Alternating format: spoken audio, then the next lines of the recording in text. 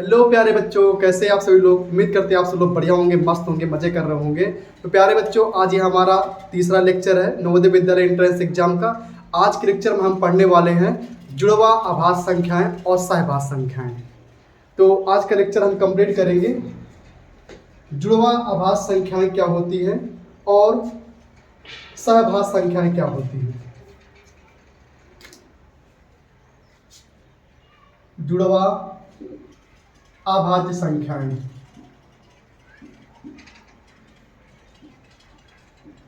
जुड़वा अभाज्य संख्याएं, इसको बेटा अंग्रेजी में कहा जाता है prime twins number. Prime twins number, ठीक है। जुड़वा अभाज्य संख्याएं अंग्रेजी में कहेंगे प्राइम ट्विंस नंबर। इसके पिछले लेक्चर में हमने बात किया था अभाज्य संख्याओं के बारे में। तो अभाज्य संख्याएं क्या होती हैं पहले जानेंगे। अभाज्य संख्याएं एक बार फिर से हम इसको रिवाइज करेंगे। अभाज्य संख्याएं क्या होती हैं। अभाज्य संख्याएं ऐसी संख्याएं जो एक से कटे और खुद से कटे, उसे अभाज्य संख्या कहते हैं। जैसे हम बात करेंगे 2, 3, 5, 7, 11, 13, ये सब के सब क्या है, इन्हें अभाज्य संख्याएं कहा गया था। आप पिछले वीडियो देख लीजिएगा, अभाज्य संख्याओं के बारे में पूरा विस्तृत से बताया गया है। तो अब हम जानेंगे कि जुड़वा अभाज्य संख्याएं क्या है। जुड़वा अभाज्य संख्या मतलब होता है ऐसी दो अभाज्य संख्याएं जिसके बीच में एक भाज्य संख्या हो, उसे हम कहते हैं जुड़वा अभाज्य संख्याएं। तो लिखिए डिफिनेशन इसकी, ऐसी दो लगातार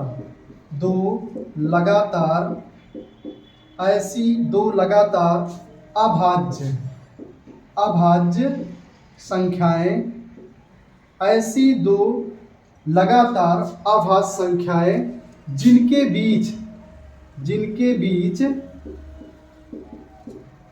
बीच एक अभाज्य संख्या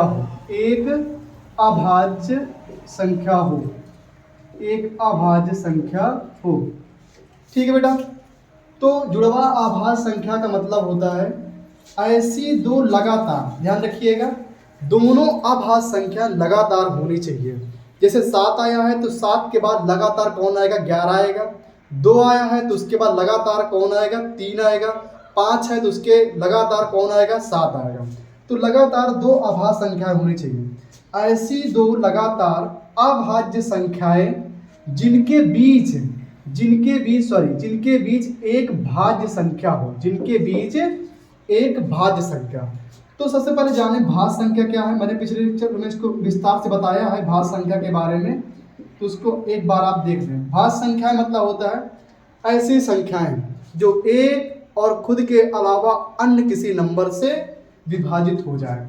जैसे 4, 6, 8, 9, 10, ये सब भाज्य संख्या है।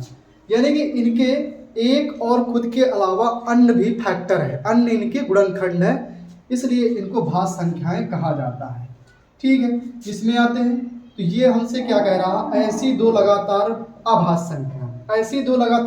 संख्या जिनके बीच भाज्य संख्या हो। जैसे मैंने 2 लिया और लगातार 3 आ गया, ये भी हमारा अभाज्य है और ये भी हमारा अभाज्य है। लेकिन इसके बीच में, ये दोनों लगातार अभाज्य संख्याओं के बीच में हमें कोई भी भाज्य संख्या नहीं मिल रही है, इसलिए हम इन्हें जुड़वा अभाज्य संख्या नहीं कह सकते हैं। इन्हें जुड़वा अभाज्य संख्या नहीं कहा जा सकता। इसके बाद अगर मैंने 2 ले लिया और इसके बाद 5 ले लिया, 2 ले लिया और 5 ले लिया, इसके बीच में एक भाज्य संख्या तो आ रही है, लेकिन 2 के लगातार एक और अभाज्य संख्या पड़ रही है, वो है 3। तो 2 के लगातार 3 आ रहा था, लेकिन हमने क्या कर दिया, 2 के बाद 5 कर दिया। तो ये 2 जो है, 2 के बाद 5, यह लगातार नहीं है, लगातार अभाज्य नहीं होने के कारण यह जुड़वा अभाज्य संख्या की कैटेगरी में नहीं आएगा, ठीक है। तो फिर जुड़वा आभाज्य संख्या कौन होगी? जैसे जुड़वा आभाज्य संख्या में होगा 5, 7। 5 के बाद लगातार अभाज्य संख्या कौन आती है? 7 आएगा। लेकिन इसके बीच में हम एक नंबर देख रहे हैं, इसके बीच में एक नंबर है 6। 5 और 7 के बीच में एक नंबर आता है 6। और 6 क्या है? 6 एक भाज्य संख्या है। 6 एक भाज्य संख्या है और 5 और 7 ये अभाज्य संख्या है, अभाज्य संख्या है। तो आपने देखा कि 5 और 7 के बीच में हमारा 6 आता है। ये दोनों अभाज्य हैं, ये दोनों अभाज्य हैं और इसके बाद जो बीच में आया वह भाज्य है। यह एक भाज्य संख्या है। तो 5 के बाद लगातार अभाज्य संख्या में आने वाला 7 है और लगातार दो अभाज्य संख्याओं के बीच में कौन आ गया? 6 आ गया। 6 क्या है? भाज्य है। तो जब भी दो लगातार अभाज्य संख्याओं के बीच में कोई एक, केवल व केवल कोई एक भाज्य संख्या आ जाएगी तो उसे हम जुड़वा भाज्य संख्याएं कहेंगे, प्राइम टूल्स नंबर कहा जाएगा। ठीक है। इसी प्रकार से आप कह सकते हैं 7 के बाद 11 आएगा। 7 के बाद 11 आ गया तो 7 के बाद 9 भी आता है और 10 भी आता है। 7 के बाद 9 भी आता है और 10 भी आता है। ये दोनों क्या है? भाज्य संख्याएं हैं। ये दोनों भाज्य संख्या है और ये भी भाज्य संख्या है। ठीक है। लेकिन क्वेश्चन क्या कह रहा है? क्वेश्चन कह रहा है केवल एक भाज्य संख्या हो उसे हम जुड़वा अभाज्य संख्या कहेंगे। लेकिन यहाँ पास क्या है? यहाँ पर आपको दो भाज्य संख्याएं, दो लगातार अभाज्य संख्याओं के बीच में मिल रही है, इसलिए इसे जुड़वा अभाज्य संख्या नहीं कहा जाएगा। ठीक है। तो ये रही हमारी बात किसकी? ये है जुड़वा अभाज्य संख्याओं की। इसे ठीक है। तो हम इसका एक जुड़वा अभाज्य संख्याओं के क्वेश्चन करेंगे, तब तक हम इसको हटाएंगे। तो प्यारे बच्चों, क्वेश्चन दिया गया है निम्नलिखित में कौन सी जुड़वा अभाज्य संख्याएं हैं? पहला दिया है 2 और 3, दूसरा दिया 5 और 6, तीसरा है 5 और 7, 9 और 11। हमने देखा 2 और 3, सबसे पहले बात करते हैं 2 और 3। 2 और 3 के बीच में कोई संख्या नहीं है। 2 और 3 के बीच में कोई भी भाज्य संख्या नहीं है, इसलिए तो ये बिल्कुल नहीं हो सकता है। दूसरा 5 और 6, 5 तो भाज्य संख्या है और 6 भाज्य संख्या नहीं है, इसलिए 5 भाज्य संख्या अभाज्य संख्या है और 6 भाज्य संख्या है। दोनों लगातार अभाज्य संख्या होनी चाहिए थी, लेकिन दोनों अभाज्य संख्या नहीं है, इसलिए ये भी नहीं हो सकता है। इसके बाद तीसरा बोल रहा है 5 और 7। 5 और 7 के बीच में एक नंबर लाई कर रहा है 6। 5 के बाद जस्ट कौन आता है? अभाज्य संख्या के रूप में 7 आता है। इसके बीच में 6 कौन है? यह एक भाज्य संख्या है, इसलिए ये बिल्कुल सही है। ठीक है। 9 और 11, 9 एक अभाज्य संख्या नहीं है, यह एक भाज्य संख्या है। 9 अभाज्य नहीं है, 11 एक अभाज्य है। देखिए ये हमारा पहला भी नंबर अभाज्य होना चाहिए और लगातार जो दूसरा आने वाला वो भी अभाज्य होना चाहिए, लेकिन पहला हमारा भाज्य है, दूसरा वाला अभाज्य, इसलिए ये भी नहीं हो सकता। ठीक है। तो जुड़वा अभाज्य संख्याओं में कौन कौन से नंबर आ सकते हैं? जैसे 3 और 5, 3 एंड 5 हो जाएगा। 3 और 5 हो गए। इसके बाद इसका 5 और 7 हो गया, 5 और 7 हो गया। 11 और 13 हो गया। 17 और 19 हो गया। ये सब के सब क्या है? ये आपकी जुड़वा अभाज्य संख्याएं हैं। ठीक है। तो ये है जुड़वा अभाज्य संख्या है। जुड़वा अभाज्य संख्या मतलब कि दो लगातार अभाज्य संख्याओं के बीच में कोई एक सिंगल भाज्य संख्या होनी चाहिए, उसे कहेंगे जुड़वा अभाज्य संख्या है। ठीक है। आई होप आपको ये टॉपिक क्लियर हो चुका होगा। नेक्स्ट टॉपिक है सहभाज्य संख्याएं। सहभाज्य संख्याएं, सहभाज्य संख्याएं इन्हें अंग्रेजी में कहा जाता है को प्राइम नंबर्स। को प्राइम नंबर्स। ठीक है। तो सहभाज्य संख्या मतलब होता है कि ऐसी दो संख्याएं जिनके बीच कोई एक के अलावा कोई उभयनिष्ठ गुणनखंड ना हो। दो संख्याओं के बीच में केवल व केवल उभयनिष्ठ गुणनखंड एक होना चाहिए। तो ऐसी कौन कौन संख्या होंगी? सबसे पहले डिफरेंसेस की जान लें। दो संख्याएं लिखेंगे, दो संख्याएं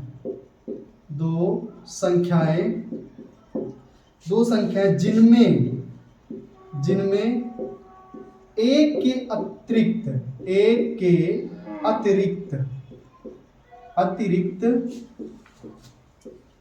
अतिरिक्त कोई उभयनिष्ठ बोले तो कॉमन उभयनिष्ठ कॉमन गुणनखंड ना हो।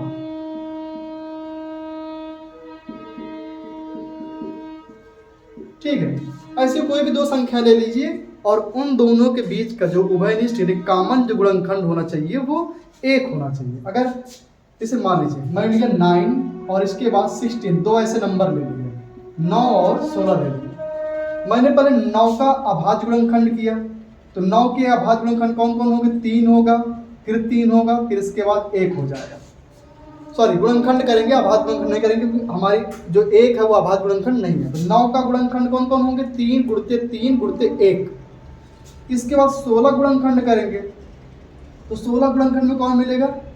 2 मिलेगा और इसके बाद 2, ये इसके गुणनखंड हो गए। ठीक है, हमने ये देखा कि 3 इसमें नहीं है कहीं, 2 ऊपर कहीं नहीं है, तो 3 और 2 तो दोनों भी कॉमन हो ही नहीं सकते हैं। इसका गुणनखंड 1 भी होगा, ये 2 से भी कटेगा, इसके बाद 1 से भी कटेगा। ठीक है, तो इनका इसमें 3 नहीं दिख रहा है और इसमें 2 नहीं दिख रहा है, तो 2 और 3 कॉमन हो ही नहीं सकते। कॉमन होने का मतलब होता है बेटा कि दोनों के गुणनखंड में वो संख्या मिलनी चाहिए। तो दोनों गुणनखंड में हमें सिर्फ एक संख्या मिल रही है, कौन है? ऊपर भी 1 है और नीचे भी 1 है। ऊपर भी 1 दिया गया है और नीचे भी 1, दोनों गुणनखंड में 1 आ रहा है। तो ऐसी संख्या जिनके गुणनखंड में उभयनिष्ठ यानी कॉमन 1 केवल रहेगा, उसे कहा जाएगा सहभाज्य संख्या, उसे हम कहेंगे सहभाज्य संख्या। या फिर हम ये कह सकते हैं कि दो संख्याओं का एचसीएफ यानी कि मासा, महत्तम समाप्त वर्ग, तो दो संख्याओं का जो मासा केवल 1 हो उसे हम कहेंगे सहभाज्य संख्या। ठीक है, तो हम ये कह सकते हैं कि एचसीएफ ऑफ 9, 16, वैसे मैंने टॉपिक से पहले ही बात कर दी एचसीएफ की, मैं इससे बताऊंगा। ठीक है, तो एचसीएफ 9 और 16 अगर इनका एचसीएफ 1 होगा, दो संख्याओं का एचसीएफ अगर 1 है तो उसे हम कहेंगे सहभाज्य संख्या। ठीक है, इसी प्रकार और कोई एग्जांपल ले सकते हैं, 16 एंड इसके बाद 17 लिया, 16 एंड 17, तो 16 के मैंने गुणनखंड किया तो 2 मिलेगा, इसके बाद 2 मिल जाएगा और इसके बाद 1 मिलेगा।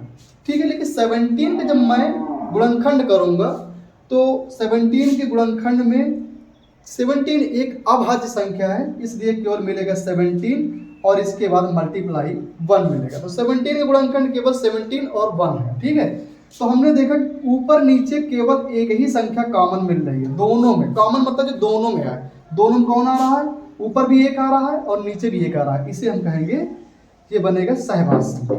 ठीक है, तो ये हो गया हमारा सहभाज्य संख्या, समझ रहे हैं। इसी प्रकार और सारे एग्जांपल ले सकते हैं, जैसे 21 हो गया, 21 के बाद हमारा हो जाएगा, जैसे 21 और मैंने 24 ले लिया एग्जांपल के लिए, ठीक है ना, 21 और 24 ले लिया, तो यहाँ पर ये देखा कि 21 की जो गुणनखंड है वह बनेगा 3 और 7, इसके बाद 1 बन जाएगा। फिर इसके बाद मैंने 24 लिया, 24 के गुणनखंड कौन बनेगा? 3 बनेगा, इसके बाद 3 के बाद कौन हो जाएगा? 2 गुणते 2, ये बन जाएगा और 1 बन जाएगा। इस बार हमने देखा 1 के अलावा ये तो उभयनिष्ठ है ही है 1, लेकिन 1 के अलावा हमें 3 भी ऊपर मिल रहा है, नीचे भी 3 मिल रहा है। इसलिए जब 1 के अलावा कोई उभयनिष्ठ गुणनखंड होगा दोनों संख्याओं के बीच में, तो फिर हम उसे सहभाज्य संख्या नहीं कह सकते हैं, इसे सहभाज्य संख्या नहीं कहेंगे। ठीक है, तो इस तरह के सहभाज्य संख्याओं के लिए बहुत सारे एग्जाम्पल हैं, जैसे 7, 8 ले सकते हैं, 9, 11 हो गया, ठीक है, 18 और इसके बाद 19 हो गया। ये बहुत सारे एग्जाम्पल हैं जिनका एचसीएफ, दो संख्याओं का एचसीएफ यानी दो संख्याओं के गुणनखंड का बीच उभयनिष्ठ केवल संख्या 1 होगी, तो उसे हम कहेंगे सहभाज्य संख्या। तो आई होप बेटा आपको क्लियर हो चुका होगा। हम इसके क्वेश्चन करते हैं, ठीक है, इसको हटाते हैं। तो प्यारे बच्चों क्वेश्चन दिया है, निम्नलिखित में कौन सहभाज्य संख्या है, ठीक है। तो जैसे कि मैंने बताया सहभाज्य संख्या मतलब होता है दो संख्याओं के बीच में केवल व केवल उभयनिष्ठ गुणनखंड एक होना चाहिए। तो पहले 6 है और 8 है, 6 है और 8 है। पहले मैं 6 के गुणनखंड करूंगा तो 6 के गुणनखंड होगा 2 गुणित 3 गुणित 1 होगा, और 8 के गुणनखंड करूंगा तो 2 गुणित 2 गुणित 2 गुणित 1 होगा, ठीक है। तो हमने देखा ऊपर भी 2 कॉमन है और नीचे भी 1 2 कॉमन है, तो ये हो गया 1 के अलावा संख्या। सहभाज्य संख्या मतलब होता है दोनों संख्याओं के गुणनखंड में केवल 1 कॉमन होना चाहिए, इसके अलावा कोई दूसरी संख्या कॉमन में नहीं आनी चाहिए। लेकिन यहाँ देख रहे हैं कि 1 के अलावा 2 कॉमन आ गया, तो यहाँ कॉमन कौन बन गया, यहाँ कॉमन के रूप में आ गया आपका 1 के अलावा 2 भी आ गया, इसलिए ये सहभाज्य संख्या नहीं हो सकती है, ठीक है। इसके बाद हम देखते हैं 9 और 7 दिया है, 9 और 7, तो 9 और 7 में 9 के गुणनखंड कौन होंगे, 3 गुणित 3 हो जाएगा, 3 गुणित 3 गुणित 1 हो जाएगा, ठीक है। इसके बाद 7 के गुणनखंड होंगे 7 गुणित 1 हो जाएगा, ठीक है। तो हमने देखा कि 7 ऊपर कहीं नहीं मिल रहा, 3 नीचे कहीं नहीं मिल रहा, तो इसमें दोनों में जो दिख रहा है वो कौन केवल दिख रहा है, वो दिख रहा 1, तो इसलिए इसमें दोनों में 1 केवल दिख रहा है, इसलिए यह एक सहभाज्य संख्या है, ठीक है, इसे सहभाज्य कहेंगे। इसके बाद हम 6 और 12 में देखेंगे, 6 और 12, 6 और 12, तो 6 के गुणनखंड कौन होगा, 2 गुणित 3 गुणित 1 होगा, और 12 गुणनखंड कौन होगा, 2 गुणित 3 गुणित 2 गुणित 1 होगा। तो हमने देखा इसमें 2 कॉमन है, 3 भी कॉमन है, 2 और 3 दोनों में कॉमन हो गया, तो इसमें 1 के अलावा आ गया 2 और 3, तो इसलिए यह सहभाज्य संख्या नहीं है, इनमें से कोई नहीं, ठीक है। तो कौन सही होगा, इसमें सही हो गया आपका बी नंबर, ठीक है। एक बार मैं फिर से आपको बताऊंगा कि कोई भी संख्या लीजिए, जैसे मान लीजिए मैंने यहाँ पास लिया 20 और 25, तो अब आपसे क्वेश्चन ये है क्या 20 और 25 सहभाज्य संख्या है, तो 20 और 25 सहभाज्य संख्या है, ये चेक करते हैं। तो 20 के गुणनखंड कौन होंगे, 2 गुणित 5 गुणित 2 गुणित 2, 2 दूनी 4, 4 दूनी 8, ज़्यादा हो गया, तो ये हो जाएगा 2 गुणित 2 4 हो गया, 4 5 20 गुणित 1 हो गया, ये अभाज्य गुणनखंड, वो सॉरी इसे गुणनखंड हो गया। इसके बाद 25 के गुणनखंड कौन होंगे, तो 25 को हो जाएगा 5 गुणित 5 गुणित 1, तो हमने देखा यहाँ 1 तो कॉमन मिलेगा ही, सब में 1 कॉमन मिलेगा, ठीक है, क्योंकि सबसे जो छोटा स्टेप होता है वो 1 ही होता है। देखिए इसमें 1 के अलावा आपको 5 भी मिल रहा, इसलिए यह सहभाज्य संख्या नहीं है, ठीक है। जैसे यहाँ पर लिया 24 और इसके बाद हमने ले लिया 24 के बाद हमने ले लिया 29, ठीक है, 29 एक अभाज्य संख्या है। 24 की बात करेंगे तो 24 के गुणनखंड कौन कौन हो जाएंगे, 24 के गुणनखंड हो जाएंगे 2 गुणित 3 गुणित 2 गुणित 3, ठीक है, तो ये ज़्यादा हो गया 3 2, ठीक, गुणित 1 हो गया। इसके बाद 29 गुणनखंड कौन होंगे, 29 गुणनखंड 29 गुणित 1 होगा। तो हमने देखा 29 ऊपर कहीं कॉमन मिल ही नहीं रहा है, और नीचे कोई इनमें से कोई कॉमन नहीं मिल रहा, सिर्फ 2 में कौन कॉमन मिल रहा, 1 मिल रहा है, ठीक है, तो इसलिए सहभाज्य संख्या है। तो आई होप प्यारे बच्चों आपको ये समझ में आ गया होगा दोनों ही कि जुड़वा अभाज्य संख्या क्या होती है और सहभाज्य संख्या क्या होती है, ठीक है।